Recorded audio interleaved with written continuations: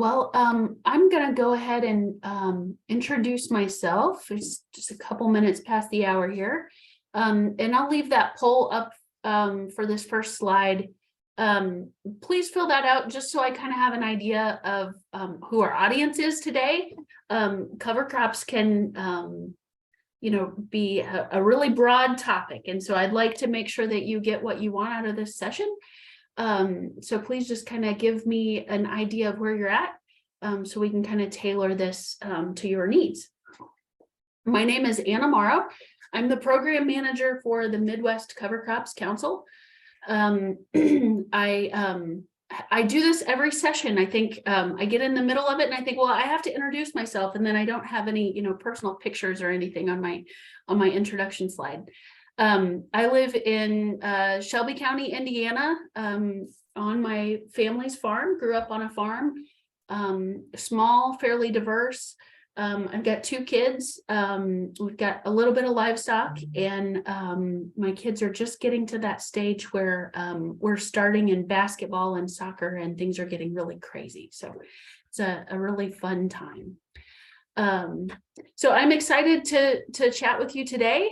We're going to cover several things, but to start with, I'm going to check out these poll questions. So it looks like we've got folks mostly from the Midwest, a few from the West, or 1 person from the West. Looks like everybody that answered the poll kind of understands what a cover crop is, but looking to get started and maybe even go a step further. So that's exciting. We've got a good mix of farmers, gardeners, ag professionals. So that helps me understand where you guys are coming from. So I'm going to end this poll. And please feel free. Here, we'll share the results. Please feel free to interrupt in the chat or ask questions. Sarah's going to help me with monitoring the chat and questions and those kind of things. Really want to make sure that you get what you want out of this session. So here we've got our West person from Colorado, kind of Midwesty. Nice, I like that.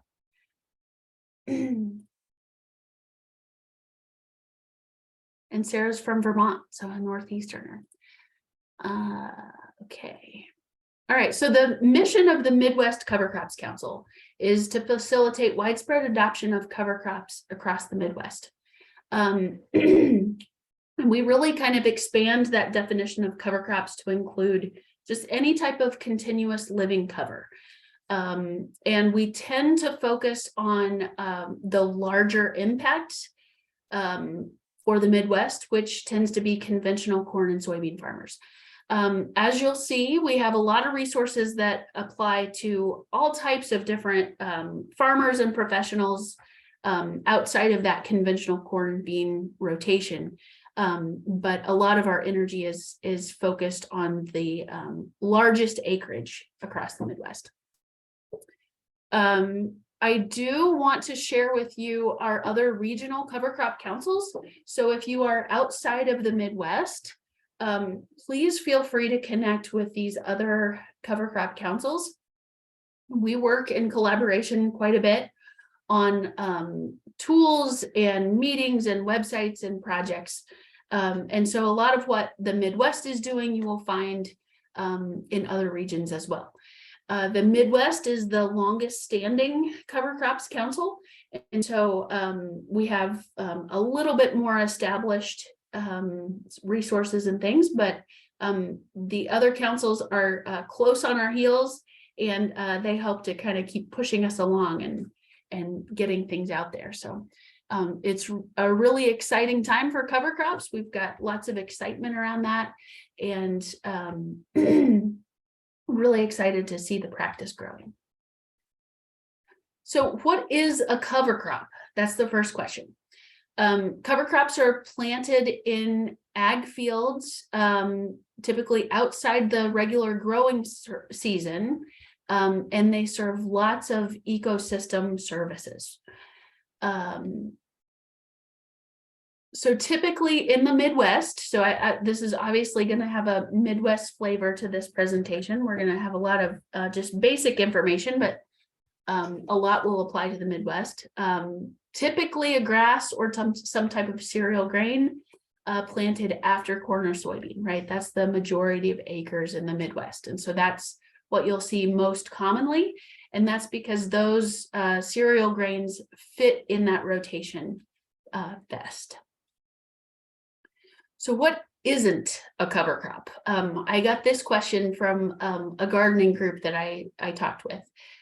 So just because there's something growing in a field, it doesn't necessarily mean it's a cover crop. So we're seeing some weed species that kind of tend to take over a field and will kind of have that uniform crop-like look, but they're difficult to control. They set seed, and so they reseed themselves and can become a problem. So purple dead nettle is pictured there, and yellow rocket. But it's hard to tell from the road, right? What do cover crops do for the environment? So they enhance biodiversity. They're also going to increase soil infiltration, which leads to less flooding and ponding, less leaching and runoff. They can create some wildlife habitat, and if you manage for it, they can attract honeybees and other beneficial insects. So what do cover crops do for farmers? They help to reduce erosion. That's one of the main entry points for cover crops, is helping to control erosion. They're going to improve soil quality through lots of different ways. They improve porosity or reduce compaction, improve soil organic matter and water holding capacity. They also help with beneficial microbes. When you have a crop growing throughout the season, that's going to be feeding those microbes within the soil. They help support macro and micro invertebrates. They help retain nutrients that would otherwise be lost. So if you would have otherwise had a fallow field, some nutrients can be lost either through erosion or through leaching, and cover crops do a good job of capturing those nutrients. If you use a legume as a cover crop, they can fix nitrogen. They help combat weeds by a few different methods. They can just serve as kind of a competition or a shading effect, and some cover crops have chemistry in their root system that helps reduce weed pressure. They can also help break some disease cycles. So if cover crops are so great, why doesn't everyone use them? My main thing is that cover crops are not an add-on practice. A lot of conservation practices, you can kind of just cut and paste it onto your farm. So grassed waterways and some things like that. You do it once and it's done. Cover crops are not that way. They require changes to your entire management system. So you're going to have to think about your nutrient management, pest management, planting dates, not only for your cover crop, but also for your cash crop and your equipment needs. They also cost money. Seed is not free, and the equipment and time, labor to get them seeded are not free. And I think a big thing is just that change is hard. People are sometimes a little afraid of change. And so it's easier to just do things the way we've always done them. For some folks, some more than others. So then what are some common cover crops? We tend to break them up into different classes. One of the most popular are grass cover crops. So typically for the Midwest, you're going to see cool season grasses, things like cereal rye, that's very popular. Winter wheat, annual ryegrass. Some warm season grasses would be like the sorghums or millets. And benefits to grass cover crops are that they have a fibrous root system, which really helps with erosion protection. And they can also help support mycorrhizal fungi, which are really important in nutrient cycling.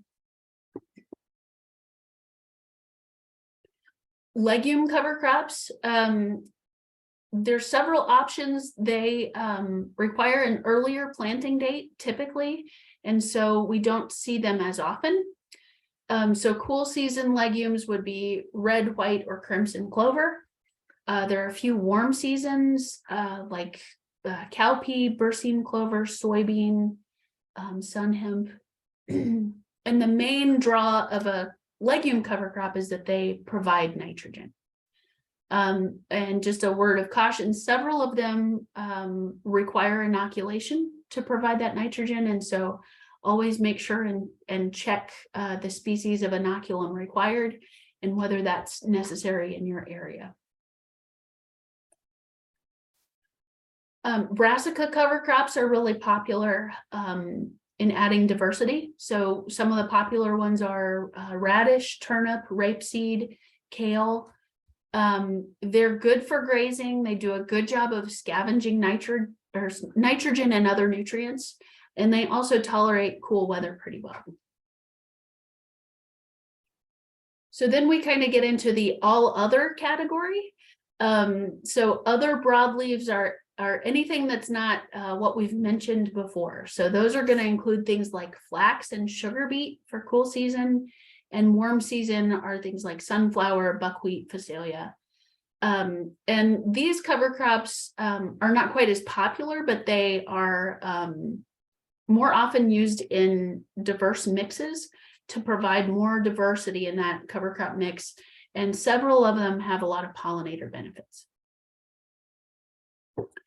So I might just pause right here. This is kind of the introduction to cover crops. Is everybody feeling good so far? Ready to move into some handy resources that might help you with your decision making? Okay, I see a thumbs up. That's helpful. Thank you. It's nice when we can be in a room together, but it's also good that we can come together from all corners to do these presentations. So now I'm going to go over some things that the Midwest Cover Crops Council offers. Like I said, the other regional councils are providing a lot of the same type of resources, but they're all going to have their own kind of flavor. So first off is our website. We just changed our web address to midwestcovercrops.org. So everything that I'm talking about today, you can find at this site. And we are working on kind of giving our website a refresh. So be on the lookout for some new pages and new content and a different feel in the coming months. So this is a state webpage. I'm from Indiana, so I chose Indiana. We've got lots of different category or resources on there. I'll go over several of those, just trying to help you find some local resources and learn what's going on with cover crops in your state. There's also a browse by category function. So where if you're looking for a particular cover crop species or a certain topic, you can kind of scroll through and click that. And what that does is that will pull all of the posts that we've got from the website about that topic into one page. So most of our website is a catalog of mostly extension publications and other resources about cover crops. So for example, we've got cover crop termination guidelines there at the top. That goes across all of our state pages because it's applicable to any state. It's also under the termination page and several of the cover crop species pages. So every page that you go to, you will see extension materials and resources for that particular topic. Oh, and I have these highlighted. One thing that we just came out with about a year ago is the 3rd edition of our cover crops pocket field guide. So I'll just really quickly let you see kind of a sneak peek into the guide. We've increased the content by about 25%. So we've learned a lot in the last several years about cover crops and their management. So this little pocket field guide is going to go over how do you get started with cover crops, what cover crop do you choose, and some suggestions based on your crop rotation. We discussed different seeding methods and how to make those work for you, how to terminate cover crops. Planting green is a new section that we've added. And so planting green is terminating the cover crop just right at crop planting time. And so there are some complications that can occur when you do that. But there's also a lot more benefits when you allow that cover crop to grow right up until cash crop planting time. And so we've added that section. We've always had a herbicide carryover chart to let you know what herbicides are kind of compatible with different cover crop species. We outline lots of different pests in the guide, and then different effects on cash crops, economics of cover crops, climate, plant type considerations, USDO programs, things like that. And then the most popular part of the guide is our species sections.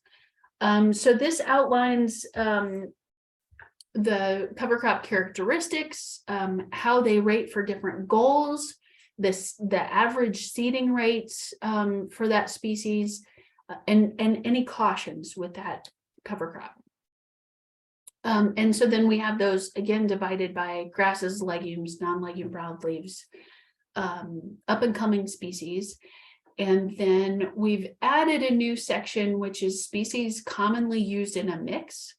So I mentioned that there's a lot of excitement around cover crops and folks are getting a lot more diverse cover crop mixes.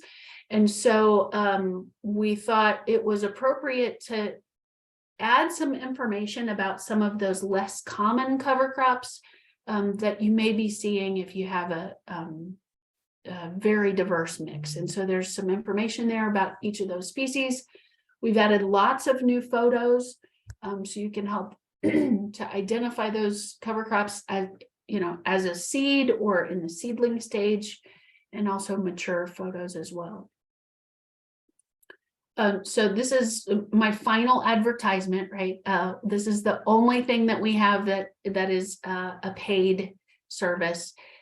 If you're interested, you can go to this link and order some cover crop field guides. We do have a discount if you buy a box of 25. They're handy for field days and things like that, or keep on the dash of your truck. Just a handy resource. One thing that we heard as we talked to farmers at extension meetings and that type of thing is that, okay, I'm sold on cover crops. I'm ready to do it, but there's too many options. Just tell me how to get started. And we were a little hesitant to provide just a, a simplified instruction sheet because there's so many options when it comes to cover crops. But we finally did kind of break down and do these recipes. So they're intended to provide a starting point, which is just a low risk entry point for cover crops based on your state and your cropping rotation. So you can find that under Getting Started and Cover Crop Recipes. We collaborate with a lot of partners on these. So we work with agencies, statewide associations, extension, and government to come up with these recommendations so that we've got the whole network of cover crop experts in your area on board with these recommendations. So like I said, they're specific to your state or province and cropping rotation. And it really just provides a step-by-step guide. So if you're in the Midwest, I recommend you check out those recipes to get started. Once you've kind of graduated beyond a cover crop recipe and you're looking to kind of expand what you might be wanting to do on your farm, the selector tool or decision tool, it kind of goes by either name, is a handy thing to be familiar with. It is mobile friendly, and we do update the data in there periodically. So we're on a rotating basis. We go state by state and update that information. So when we get started with the selector tool, we will ask for your state or province and your county. That is the only required information. And the reason it's required is that in the background of our tool, we're pulling 30-year averages of climate data for your county. So the entire tool for the Midwest is based on county level data. So you can see, you know, from north to south across the state, there are some big differences in recommended seeding dates for a cover crop. So once you put in your county, if that's all the information you want to input, that's fine. And we will give you a recommended seeding chart. So for the Midwest, a big question is it too late to plant this as a cover crop? And so this is our way of answering that question.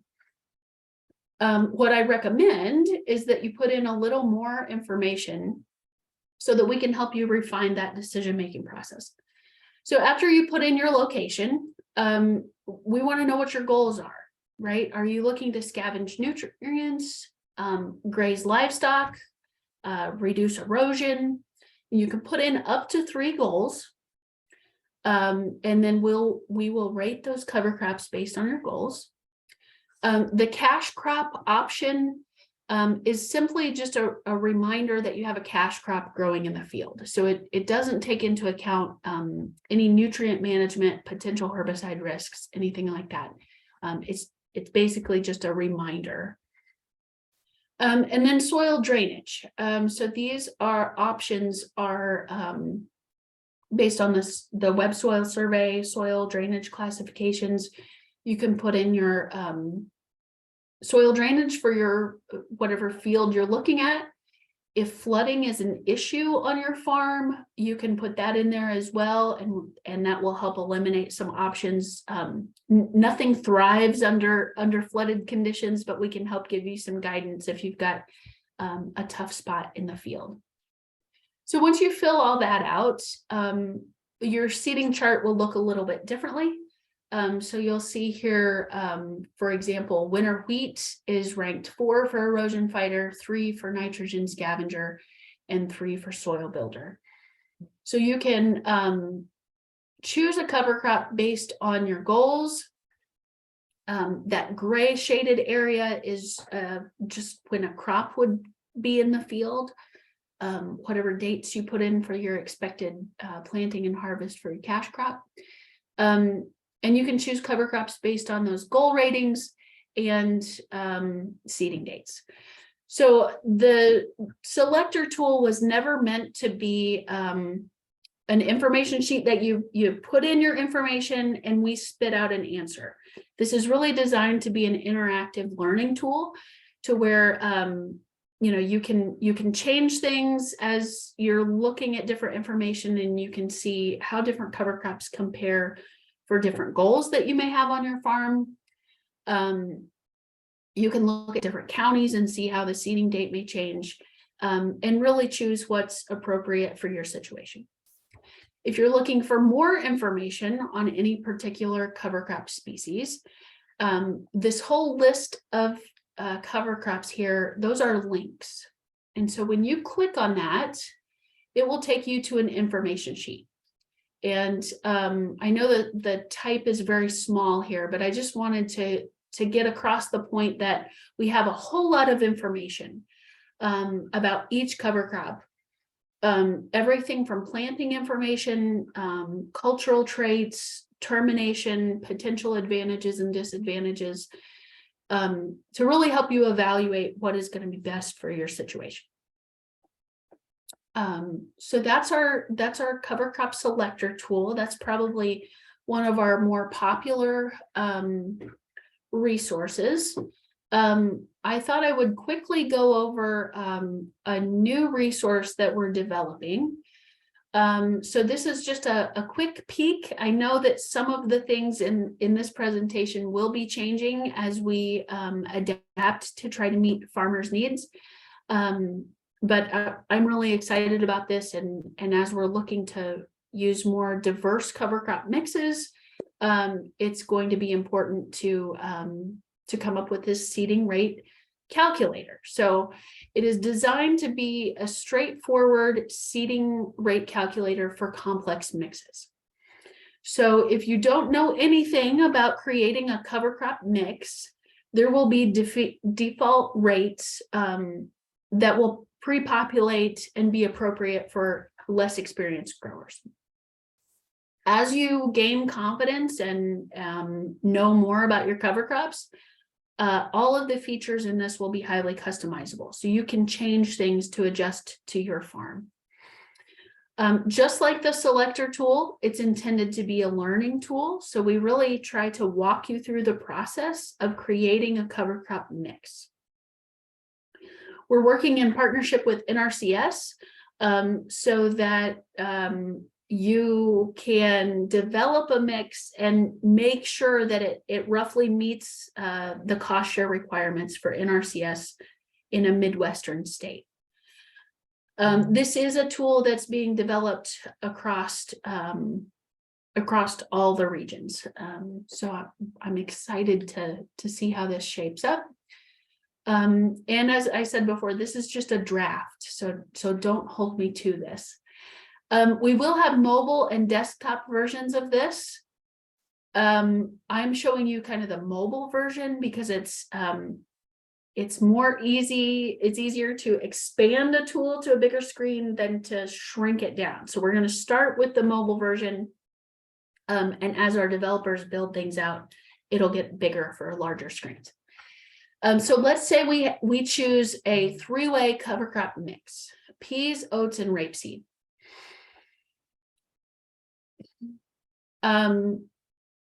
We really like for you to compare the seeds, pounds of seed per acre to estimated live plants per acre to help determine your species ratio. So if you'll look at these two pie charts here, if you know anything about the seed sizes of these species, peas are really big seeds. And so if you look at pounds of seed per acre, or if you open that cover crop seed bag, you're going to see lots of pea seeds, right? The majority of weight in the bag is going to be pea seeds. And just this tiny little sliver is the blue rapeseed.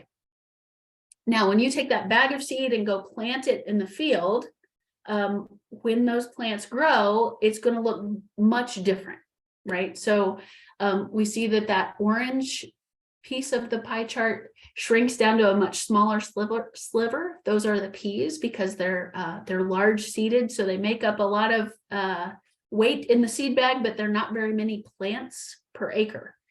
And the opposite is true for rapeseed: tiny little seeds and lots of plants. So you can change your seeding rate ratio based on that number of plants per acre to make sure that you're meeting the needs of your field, right? So whatever your goals are, these 3 species are going to fill those goals differently. The next thing we're going to ask about is your planting method. And we're going to adjust that seeding rate based on your planting method. So the more precise your planting method, the fewer pounds of seed that you need. The less precise, the higher the seeding rates, right? If you're just broadcasting seed, we're going to recommend that you use more seeds per pound to make sure that you have successful establishment of that cover crop. So again, this is a learning tool to kind of enforce that concept. And then next, we're going to decide how heavy or light to seed that cover crop mix. So how thick do you want the cover crop plants in the field?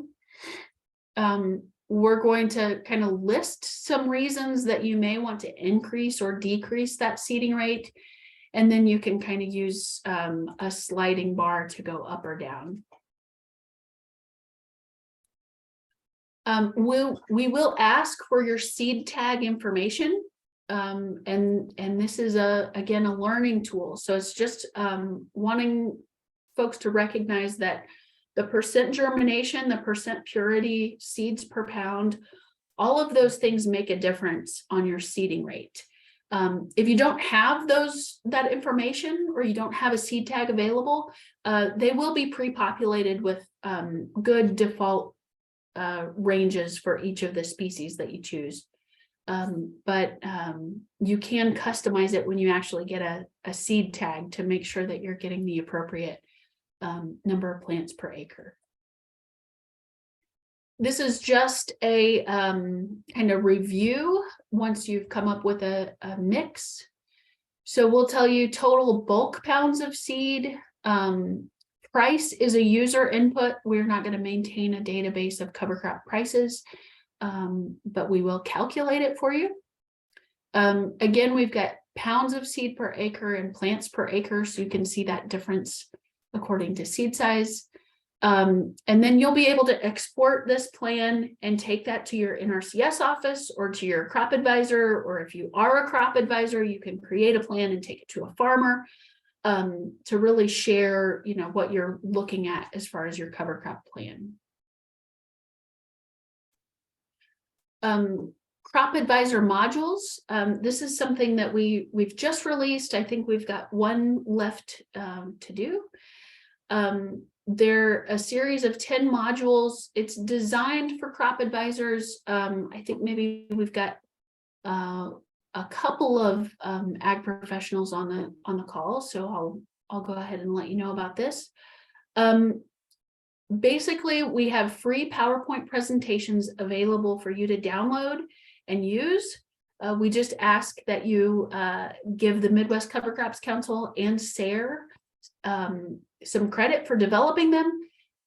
They cover topics, anything you'd want to know about cover crops. So things like soil health, how to establish cover crops, economics, pests, the whole host of topics. We've hosted most of these as modules, as webinars, presented by our cover crop experts. And then the idea is that you can watch the webinar, get familiar with the presentation, and then you can take the PowerPoint and go share that with others. So it's just a way to make cover crop training a little easier for folks that are, crop advisors or professionals working with farmers. All right, I will pause for a moment, see if there's any questions in the chat. Looks like we're doing pretty good. And please feel free, to stop and ask questions if there's anything you want more information on. So how do I get, here, we've got a question.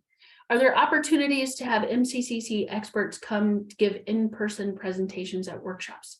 Yes. So the MCCC is a fairly small organization right now. I am the only paid staff, but we have board members and which is state representatives from every state and province. And we have a team in each state that helps us work on different resources and things like that. So please feel free to reach out to me if you're looking for someone to do a workshop. I would lean on, looks like you're from Iowa. I would lean on my Iowa partners to maybe do that workshop, but we can always try to work something out. But the short answer is yes, please be in contact. Joanna, did you have a question? Yes. Maybe you'll cover this still, so I'll just ask it, and it may still be part of what you're going to get to yet. but we've been doing cover crops for about 7 years. And so we've learned a lot through some things that worked well and some things that didn't. And I really appreciate all the resources that you've put together, because I think that really helps refine some of the seed mixes and being able to try different things that are more diverse. The topics that we found that we had the biggest trouble with, that I haven't heard you talk about yet, is because we're organic farmers.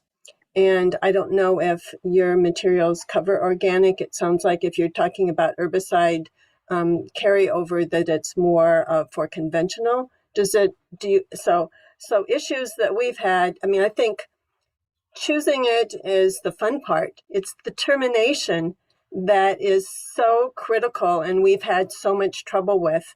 And so I'm just wanting to advocate that hopefully that your council can address more of the termination issues, and also termination issues that relate to insurance companies, because some of the insurance guidelines are at odds with what's needed to do with when you use cover crops in an organic program.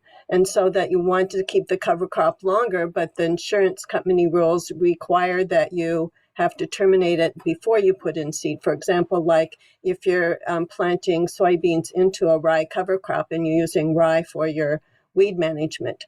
So I was just wondering if you cover any of those things, because and then the other issue I'll just put out here is cover crops that didn't terminate well and carryover, because we've had huge issues with that have really screwed up following year's crops. And so I was just wondering if that's part of what you deal with, and if this guide covers any of that, or how guidance on that. Yeah.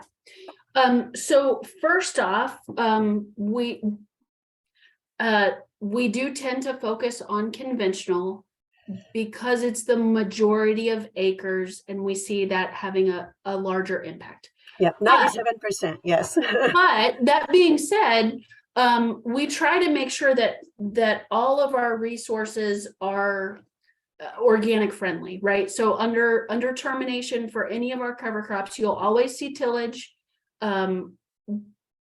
We list roller crimping for those that we're confident in, and different states have different confidence levels in roller crimping, different species. And so we try to be very inclusive of different practices, of different crops. But I get calls from fruit and orchard growers and things like that. And so we tried, and we do have a few like canning vegetable recipes and things like that. So we're trying to meet the needs of those growers as well. If you check out the information sheets for our cover crops within the decision tool, there will be a lot of cautions, just like you were talking about, like, this may reseed, which could be an issue, particularly for organic. This is difficult to till. Tillage is not a great termination method for this species. So we try to include those that level of information within those info sheets. No cover crop is the same, and so there are a lot of comments in there, which is a lot of hidden gems in those comments, right? So the things that don't fall under a category that, we get a group of experts together and they say, if you're growing annual ryegrass, you really need to know this. We'll put that in the comments. So I encourage you to read through those comments. We are working on slowly for a few states, some vegetable crop selector tool, which has a lot of the same information as the row crop tool.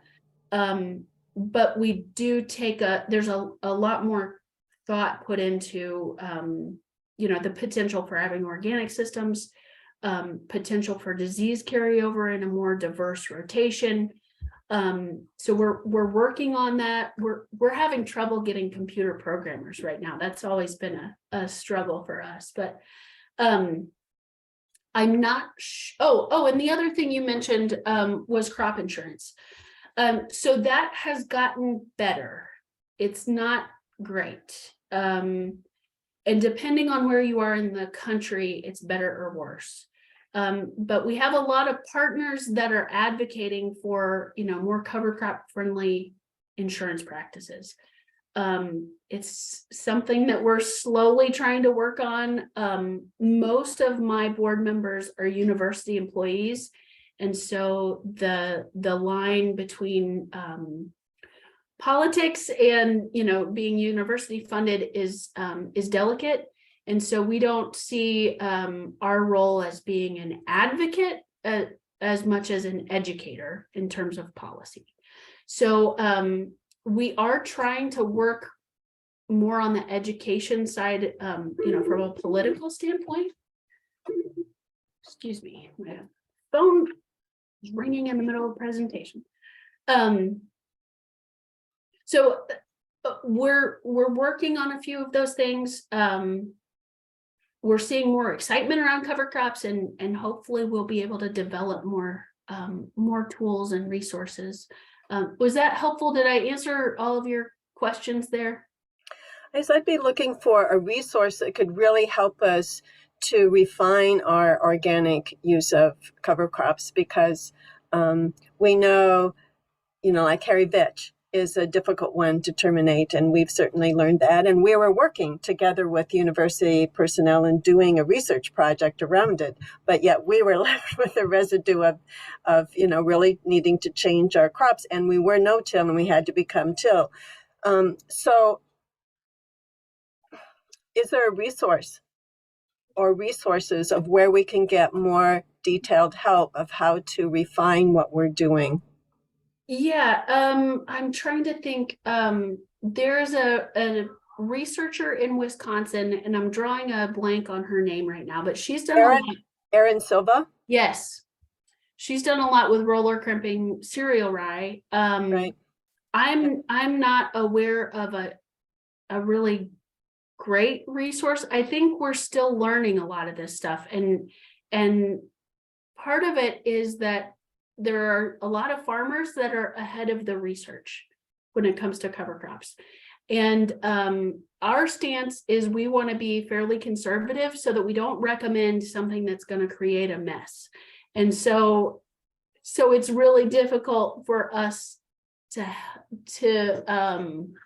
put out resources that are ahead of the research, right? We want to make sure that our recommendations are strong. And in a lot of cases, we're learning from the farmers that are pushing the envelope. We're trying to quantify the things that you're seeing in the field, so that we can help, push things a little further along. But I will continue to think about that, and try to think in the back of my mind if there's any good resources for that. Have you looked at SARE, Sustainable Ag Research and Education? Yes. Yeah. Okay. We had a SARE grant for doing a roller camper research project, so we're really cool. involved in that. Yeah. There's a lot to learn, and the issue with a lot of this really has to do with, as all farming, every year is different because of weather and temperature, all of that. So I appreciate what you're doing, and if you need a voice for farmers' experience with cover crops and implications for insurance, we certainly would share our experience and how we'd like to see the rules change that would be more supportive. So I appreciate that. If you want to send me an email later, I could connect you with our policy person. That I'm sure she would love to have that input. Okay. Yeah. Thank you, Anna. Yeah. All right. So the how do I get started? This is a very basic level.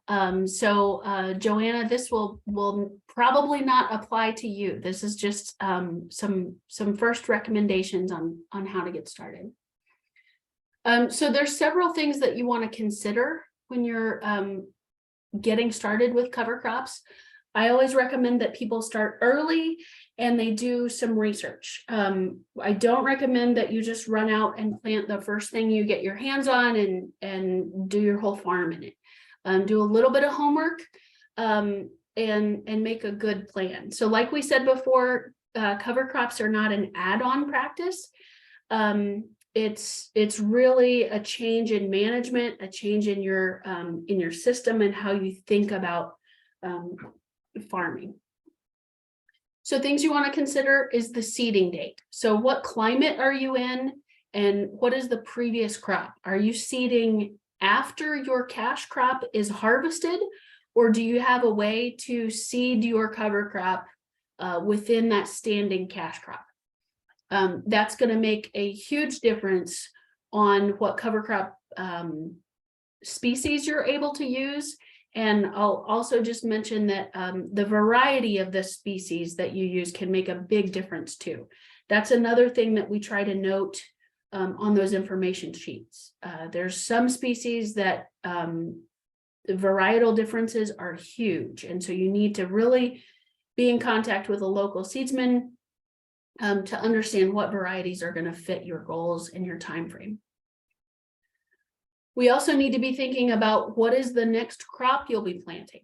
And that's going to play a big role in your nutrient management and your pest concerns.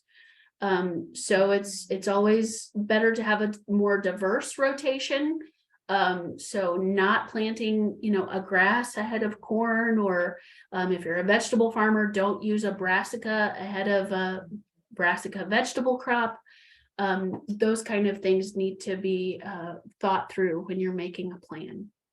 What are your goals? Are you looking to reduce erosion? Are you wanting to fix nitrogen for a high nitrogen crop? And then, like Joanna said, that termination is a huge issue. So how are you planning to terminate this cover crop? Winter kill is an awesome thing for people just getting started. So it makes spring management of your cover crop very simple. But it's also going to limit the benefits that you have from a cover crop. And so before you ever seed your cover crop, you need to have a plan in place for termination, and also a plan B for termination. We've had some really wet springs to where termination plans have not worked the way we thought they would. And so we need to have a plan B or even C in mind when we're making our cover crop plan. So for most folks, and like gardeners, or if you're just looking for something simple to get started, I would recommend oats. In the Midwest, that's a pretty good recommendation. If you're in the South, they might not winter kill. You kind of have to be careful about where you're located and your weather patterns. So the benefit with oats are that in the Midwest, they're going to winter kill, which is great. You don't have that termination issue. I've got a couple of seeding rates on here. You might check your local resources for a modified seeding rate. Watch your planting date. So where I'm located, they have to be planted by the middle of September. So oats is another good option in Iowa. That's good feedback. We run into a lot of times people that are getting started with cover crops, and they think the species and the planting time is not all that important in terms of getting a cover crop established. But if we think about it, in the fall, we have cold and shorter days and not a lot of heat or sunshine to get those cover crops established. And so planting date makes all the difference, particularly the further north you go. So I'm always amazed at going around to different areas in the Midwest even, and they say, well, if I was just a little farther south, I could get by with this. You know, everywhere from southern Indiana to the Upper Peninsula of Michigan, they say the same thing. Those guys just a little farther south have it so much easier. So you can use our selector tool to get a specific date for planting your cover crops, or like I said, check with your regional cover crop council. Another good kind of first step would be to add some radish for diversity. They typically winter kill. If you're a vegetable grower, don't use radish ahead of a brassica vegetable crop. And again, radish is one we need to watch that planting date on. Particularly if you're small scale, we need to be making any scale, you need to be making a plan for termination, but some of these are going to be more appropriate on a small scale. So winter kill is really convenient for everybody. Tillage is an option. We can reduce those soil health benefits when we use tillage, but sometimes that's the only option we have available. If you're a gardener, you can tarp a cover crop for termination. And then a lot of our farmers use herbicide. So I wasn't sure what level of cover crop use a lot of folks on here today would have. So Joanna has already alluded to this, but I do think it's very exciting that kind of the folks that are really pushing the envelope and pushing soil health are doing things like roller crimping cover crops. And this is a way of terminating cereal grains with no chemicals.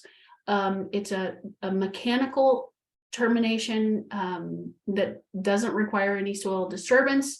It provides a nice mat for weed control. And we get a lot of benefits out of this type of system. Like we kind of mentioned before, there are can be some headaches with this type of system just because it's a higher level of management. A lot of the farmers that we work with are not used to managing at this kind of level. When you're roller crimping, that cereal grain has to be fully committed to the reproductive phase of their life cycle before this will work. So when a cereal grain goes into anthesis or pollen shed, then you can crimp it and it will die. The critical piece of this is not just rolling it down, but the actual crimping. So you see that metal ridge on that roller kind of breaks the stem and mashes it down on the ground. And that breaking of the stem is the critical piece in getting this to work.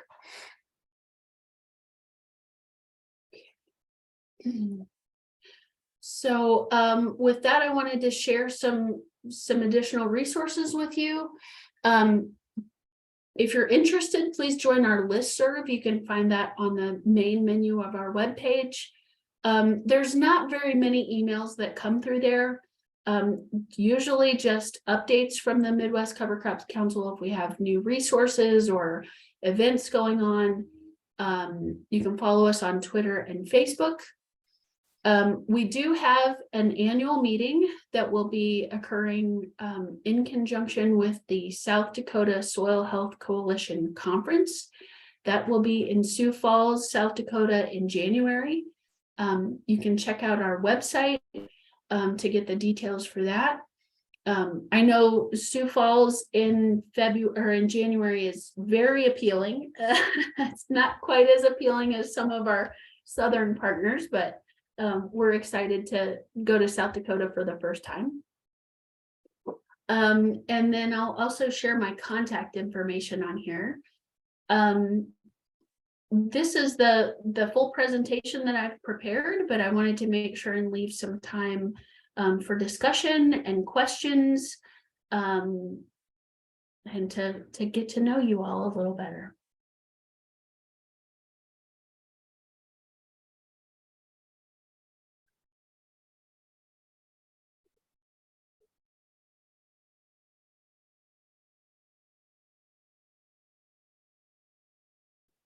I've been trying to check the HUVA site and I don't see any questions there, so.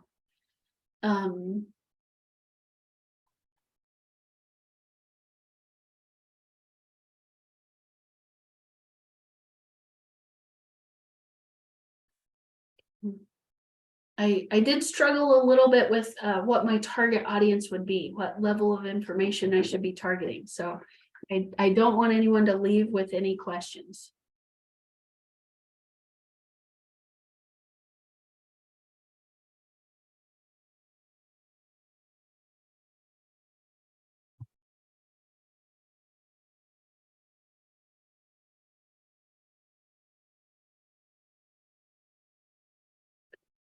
The biggest barrier to farmers using cover crops. For the Midwest, I think just that short fall season is a big challenge. We usually, we have harvest going on, and usually not a lot of extra labor around the farm, and just getting those cover crops seeded in a timely manner is a big challenge. I'm also really interested on the social science side of folks adopting conservation practices and cover crops in specifically, because there are a lot of farmers across the US that have made the decision to commit to these conservation practices, and they make it work. And so it's interesting to me when I hear farmers say, well, there's just not time in the fall. Well, your neighbors to the north are able to find time or find a way to work. So I think a lot of it is a mental barrier, just the commitment to changing management practice. And like we've kind of talked today, the research is limited. We have a lot of good recommendations for folks to get started, but in a lot of cases, when we're really pushing the envelope, there's not a lot of scientific research available. And Joanna mentioned there's support with cost share through NRCS, Practical Farmers of Iowa, and even your local watershed may have some specific local funding. Yeah, that is a great option, and I believe we're going to see that funding increasing. So if you're interested in getting started with cover crops, make sure to check out your local NRCS Soil and Water Extension to find what financial incentives might be available to you.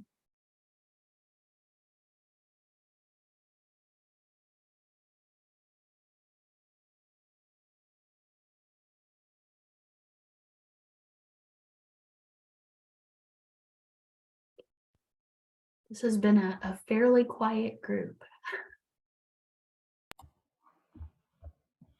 I just came from the poetry reading essays about the watershed, and it just reminded me the watershed connected with cover crops is something that I would advocate for, because my father lived in this house for 70 years and farmed here, and he saw how the watershed district changed over that time, and it's because of farming practices. And so cover crops can help mitigate that.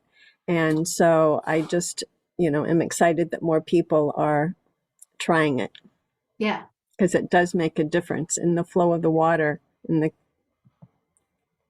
erosion and chemical flow. So thank you for what you're doing. Thanks. And thanks for joining today.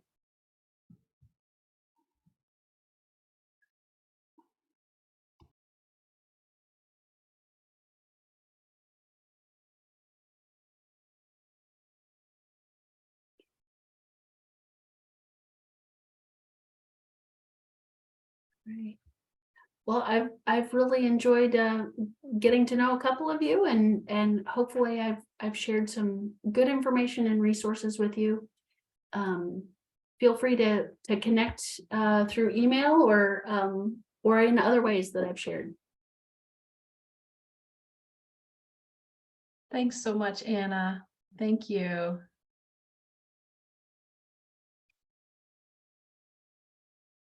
Right.